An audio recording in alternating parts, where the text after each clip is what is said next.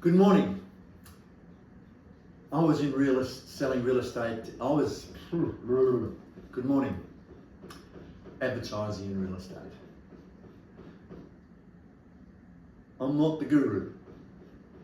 However, I did spend 15 years selling residential real estate in Bunbury. I got my auctioneer's, starting in 2005, I got my auctioneer's license in 2007, and I became a licensed real estate agent in 2008. My former working life was, for 35 years, was as a retail pharmacist. And in between pharmacy and real estate, I was a couple of years in the restaurant business. That's me. To give me a help, it'd be good to know who is here today. Not necessarily your names, but who here is a licensed real estate agent? Okay, obviously you, Rosalind. Who here is a salesperson? And who is a personal assistant who's involved in the advertising? Great. Now, are there any people here who I haven't mentioned? Great. Advertising. What is advertising? Advertising is what we use when the salesman can't speak directly to the prospect or the buyer. Therefore, an advertisement does exactly the same as a real estate agent. It must be engaging. It must be encouraging. It must be informative. It must be clear. It must be concise. It can be entertaining. It can be humorous. It must create a sense of urgency. It must stimulate the buyer to either view the property or call the agent. It must sell. It's a good advertisement, like a good real estate agent. But just like we have good ads, good people, we also have lazy agents and sloppy advertising. Good ads, good agents make the seller money, get a good result. Sloppy advertising, sloppy salesmanship, the seller gets a poor result. The other advantage of an advertisement is an advertisement is out there for 24 hours a day, 7 days a week, and I mean everywhere. It is communicating with buyers all of the time, as opposed to one-on-one with a real estate agent.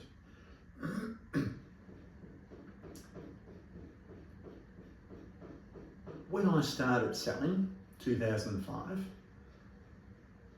all the money, the advertising budget, was put into the press. Sure, the internet was there, but it was very small part of the market. Realestate.com featured property, do I recall, $17? Because people weren't on the internet, the property you were selling had to be in people's faces, which meant you could advertise in the Bunbury Mail, and back then it was like this thick, full of advertising for real estate. But I used to advertise in the Perth Business News, West Australian, the Sunday Times, the Countryman, Farm Weekly, the Northwest newspapers. You had to be out there because you had to find the buyer. That's not the case anymore. As soon as you list a property and you put it on the internet, ping, every buyer who's looking in that area, they know about your property. It's come through on their phone, in their pocket. And they know, oh, that's on the market and that's the price and there's a few photos about it. So you think, well, if it's in everybody's pocket and they know as soon as I list it, is advertising, or the quality of advertising, really that important? Since everyone gets it anyway. Wow, maybe it's not that critical anymore. But let's talk about what an advertisement actually is physically And I'm talking about display ads, photo and text, which would be the same in a newspaper or on the internet. It comes up, picture, text, beautiful. We're not talking about commercials with moving people and action. So what makes a pictorial advertisement? 3 key components. The first is a headline that stops. A headline that says to the buyer, whoa, pay attention to this. This is speaking to you. This is something special. That's what the headline says or does. It's got to stop. Next comes the photo, and the photo has to help. A photo that helps. But a photo has to relate directly to what the headline says. Because people see it at the same time, therefore one has to work with the other for a single solid message. And that message has to spring out of the computer, because that message, that image, that text says, wow, I'd better read the story. Because the third thing is a story that sells. Headline that stops, photo that helps, that focuses the buyer to think, whoa, that could be interesting to me. I will now read the story that sells. Okay, that's great, Jim.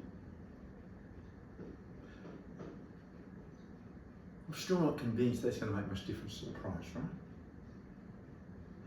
Well, let's have a look at a few examples. Look, first of all, I'll show you an ad which has got nothing to do with the real estate, but in my mind it encompasses those 3 points, at least the first 2. And this is an ad I used in the restaurant. Let's have a look at it. A headline that stops. A photo that helps. And they talk to each other. It's a single message. And I can tell you that single message turned over $200,000 in sales. We in fact didn't need the story underneath because the message was so strong. The phone just didn't stop ringing when that hit the press. Right, how can we now use those principles in real estate advertising? Following in the presentation, I'll be referring to various properties which have been sold twice. And we'll look at the advertising at both times, and then we'll look at the corresponding result for the seller. And we'll compare and contrast and see, did the advertising actually make any difference? Let's have a look.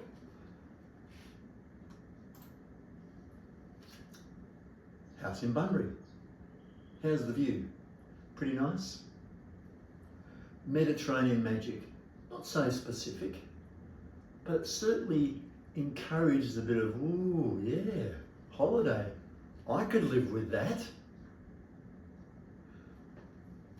I took this property, sorry, I should have mentioned beforehand, there is a language warning in my presentation. I use the A word, the auction word. Took this property to auction. 2010, the market's already on the slide. I had, I would say, 8 unconditional bidders on the day. Competitive bidding took it up to 1.25 million. 2 days after auction, I had an offer of 1.35 million. And the seller didn't accept it. There's a story there about why he didn't accept it, but I'm not going there. It came back on the market in exactly the same condition in 2017. Came on at private treaty, and this was the lead photo. Ocean panorama. I don't see any ocean. I don't see a panorama. I see a big house. Private treaty. It sold for $875. $875 in 2017. He bought it in 2005 for $920. $920. Market is on the slide. 1.35 million. 875.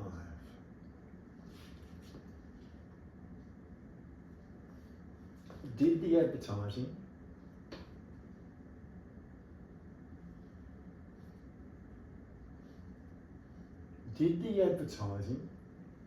play a part in that? Did the auction play a part in getting that premium? Did the advertising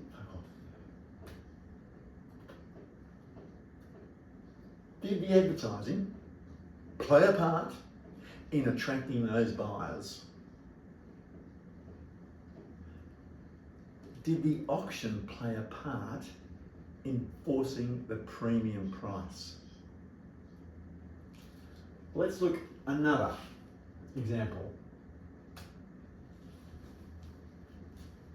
Wow. 5-star resort? Could be. No crowd? Definitely. Could I see myself with my family and friends living there, enjoying that? I'm going to investigate that property. Funny thing, went to auction. Did we get in Stratham, 2010? Did we get 70 different groups through that property on the day? Competitive bidding, didn't get where we needed to go. 2 weeks later, we sold it to the highest bidder for 1.1 million. 1.1 million. And that was basically the fundamental message I was selling. Live this life. Came on the market 8 years later. 8 years later, this is the campaign. What do I see? Nothing but hard work. I don't see a serene resort style living. I don't see that. Do you see that? What I do see is a lot of money spent on that shed and that water tank, which wasn't there 8 years ago.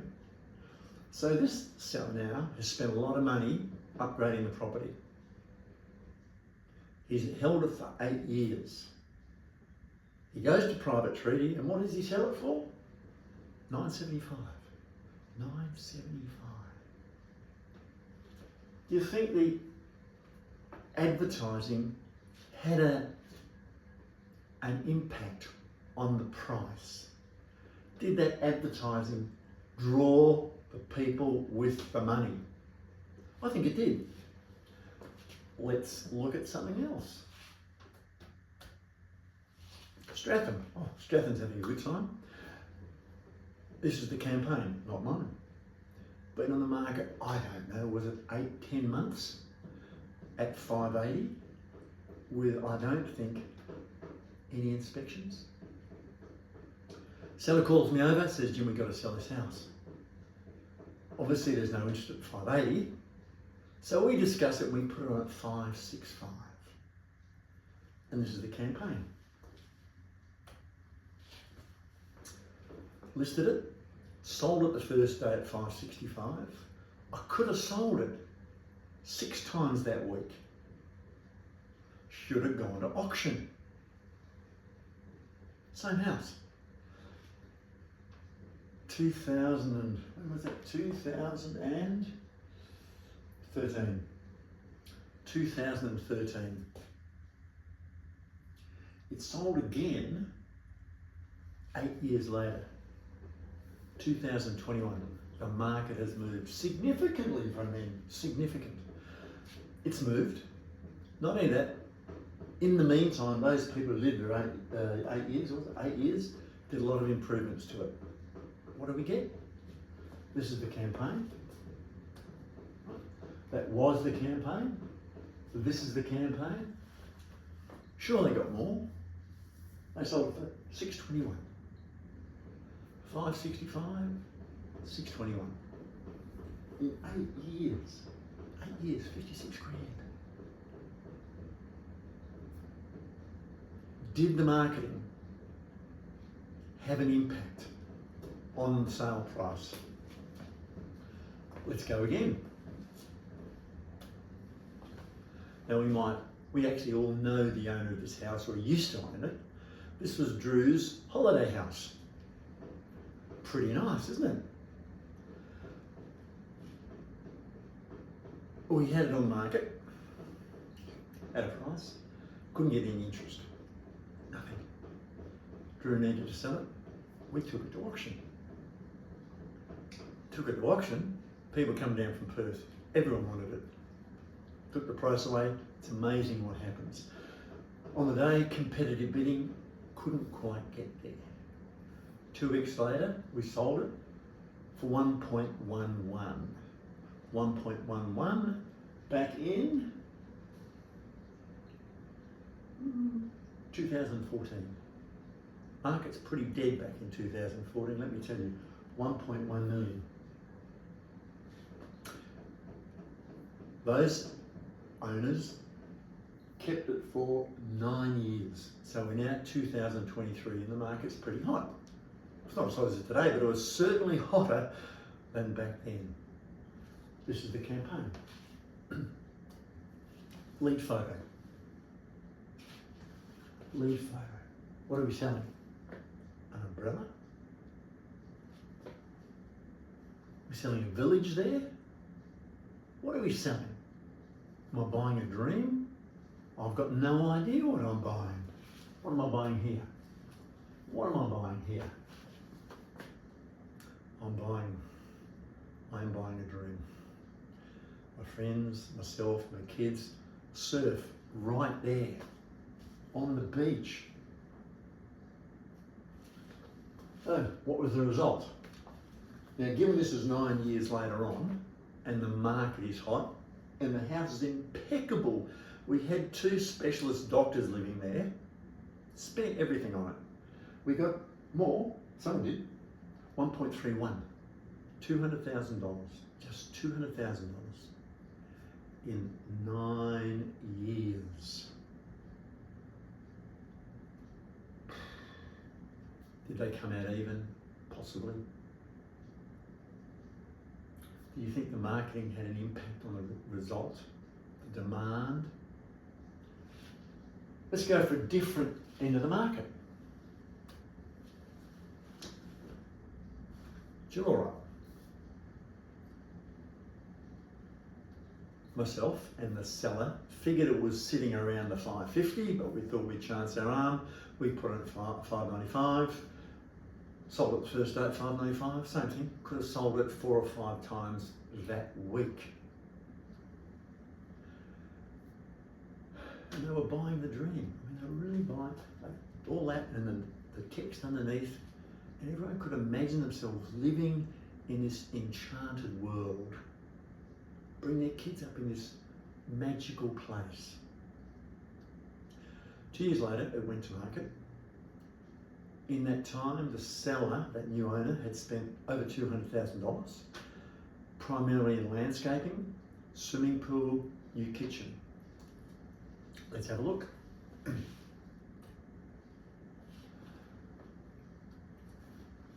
When I was selling the house, and I would have stood there, which is the driveway in, I could have seen the roof. I couldn't have seen the house, because the house was dug into the ground. And you walk out the front door and all you saw was this old wooden sleeper retaining wall with all this earth around it. Well, she changed all that. She made this. And we're two years later, same market, 2 years later, 45 grand. She made 45 grand. She probably lost 200. People loved it.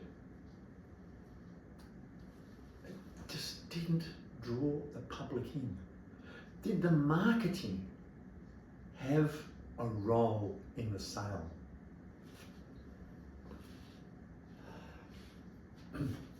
Let's change the style of advert. Let's go to the other end of the market.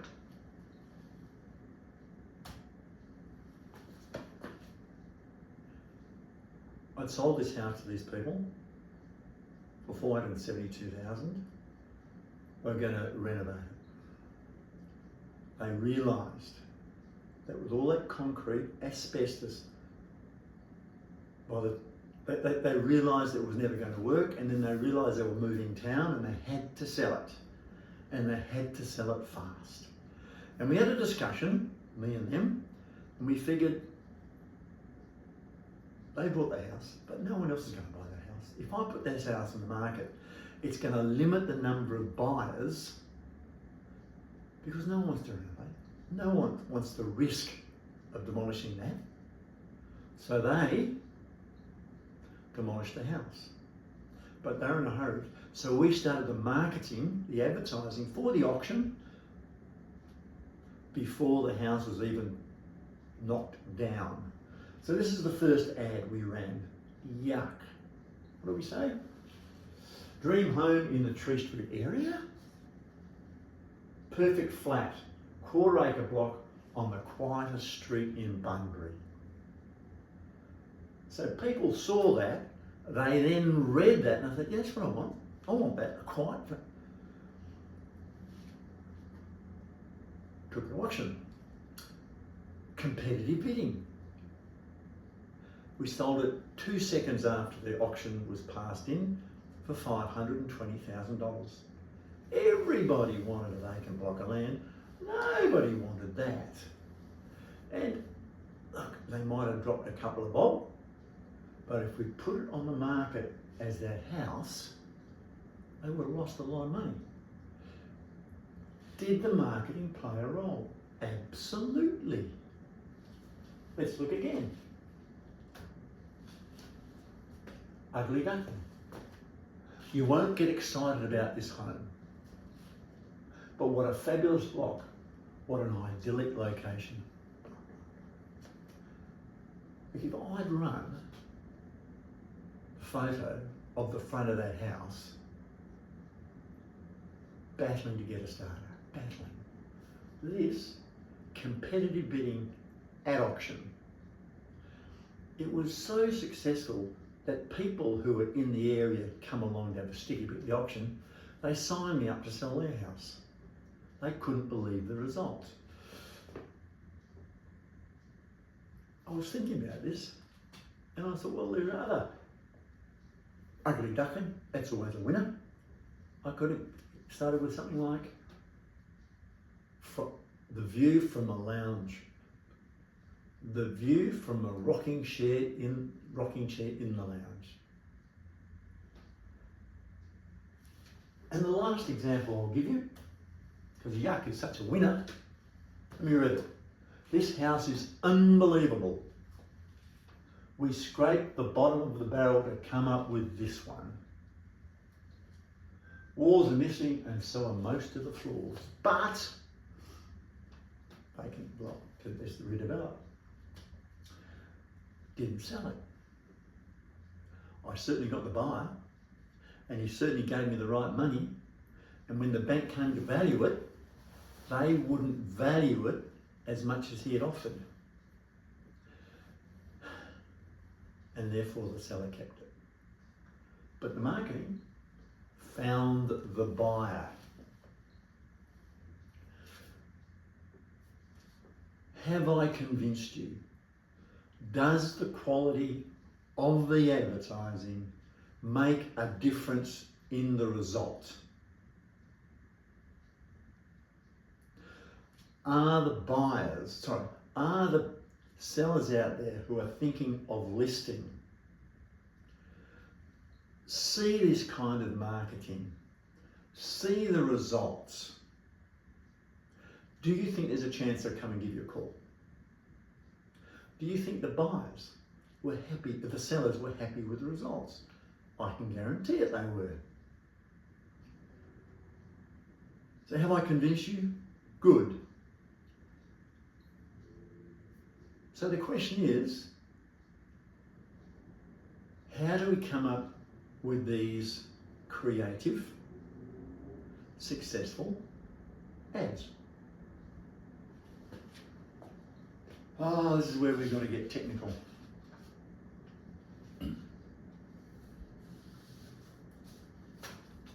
We'll start with the USP, the unique selling proposition.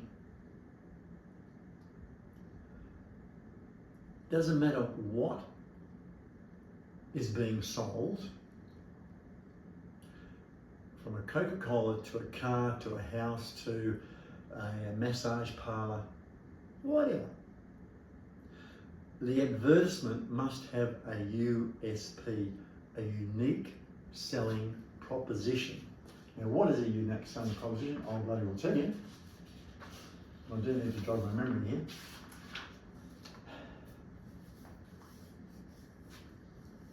Each advertisement must make a proposition to the consumer, not just words, not just puffery, not just window dressing. Each advertisement must say to each reader, buy this property, this product, and you will receive this benefit.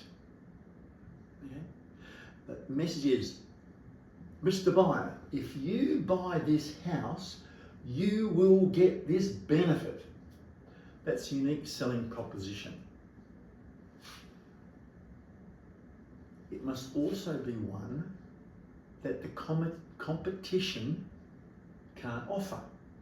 So if you've got two houses in Dowdialla, they're next door to each other, they're pretty much the same. You, the agent, has to come up with a unique selling proposition, something that this property offers that that one can't. That's your job. And lastly, the proposition must be strong enough to get the buyer to move. It's got to motivate the buyer to act.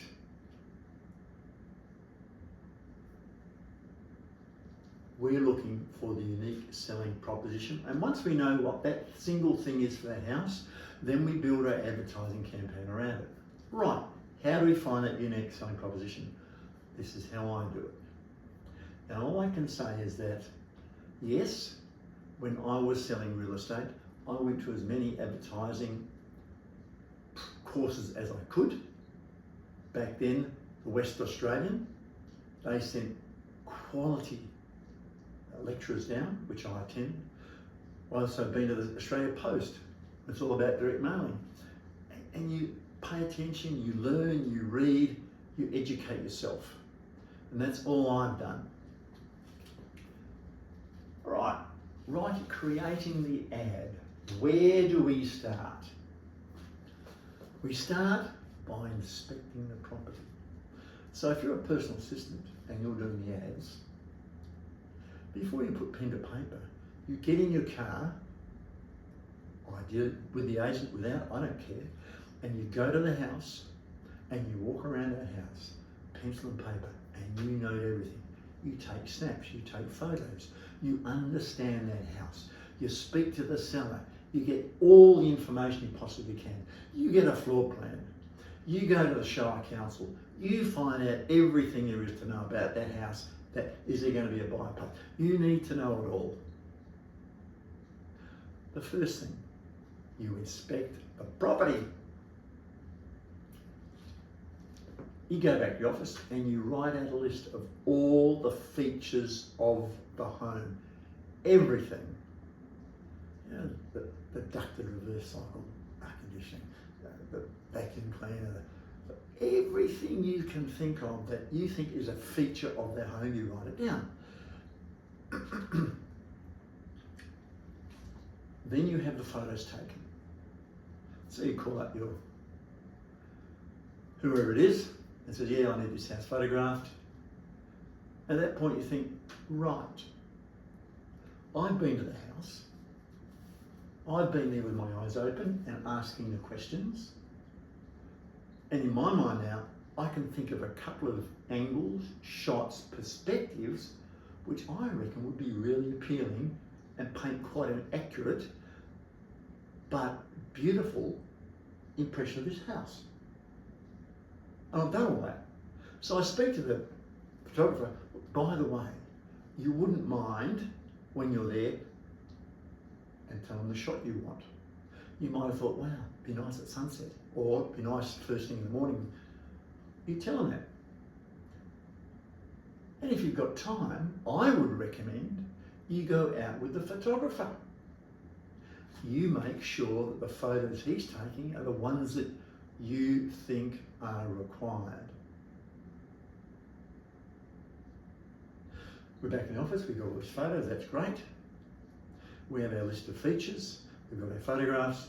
Now, we go through, and with all those features, you list the benefit of each feature.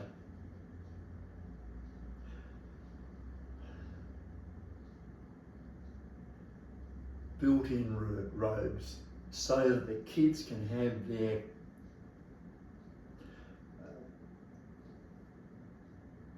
automated irrigation, so you can sleep in and not worry about the lawn drying out. 3-car garaging.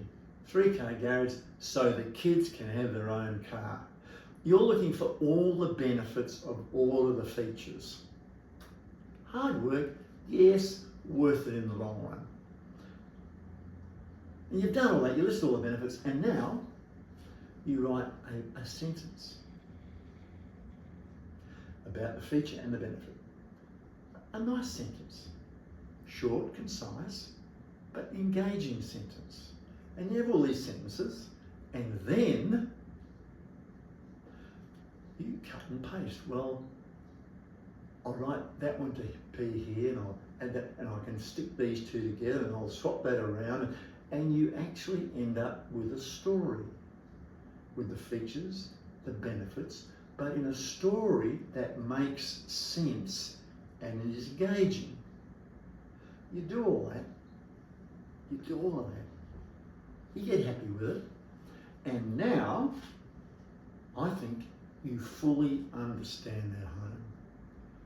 You can say, wow, I don't care if it's a shitbox in Kerry Park or a Ponce mansion down in it. Doesn't matter.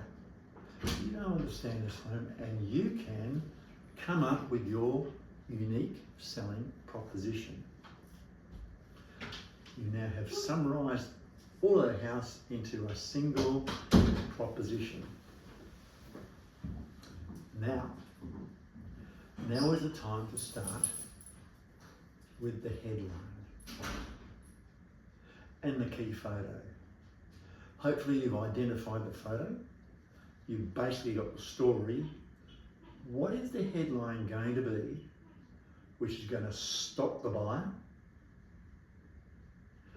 get him to look at the photograph, and together he's going to say, well, I better read this. That is the process.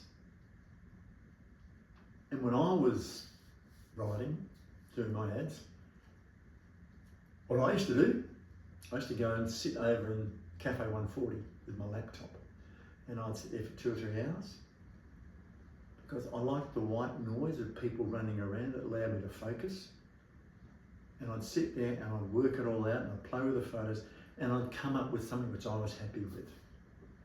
At that point, I would go back to the office and I'd run it past Drew and Lee McDonald. I'd take it home, I'd run it past my wife, and everyone would give me feedback. Good, bad, yes, no. And I'd take it all on board and then I'd review my ad. And once I'd adjust it again, I'd go back to those same people and say, what do you reckon? And when I was 100% happy, at that point, I would send it to the seller exactly as I would like to launch it on the net, with the photos in the order in which they would appear. And then I'll ask them for their opinion and their feedback. And I do that for 2 reasons. The first one is I want the best possible ad, and welcome their input. Secondly, I need their buy-in.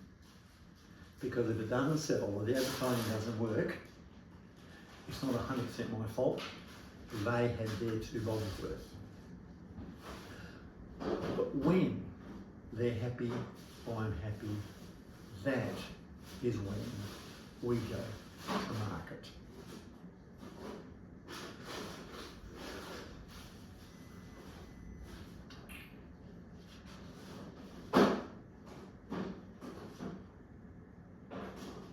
The final thing I'd like to say about advertising is this.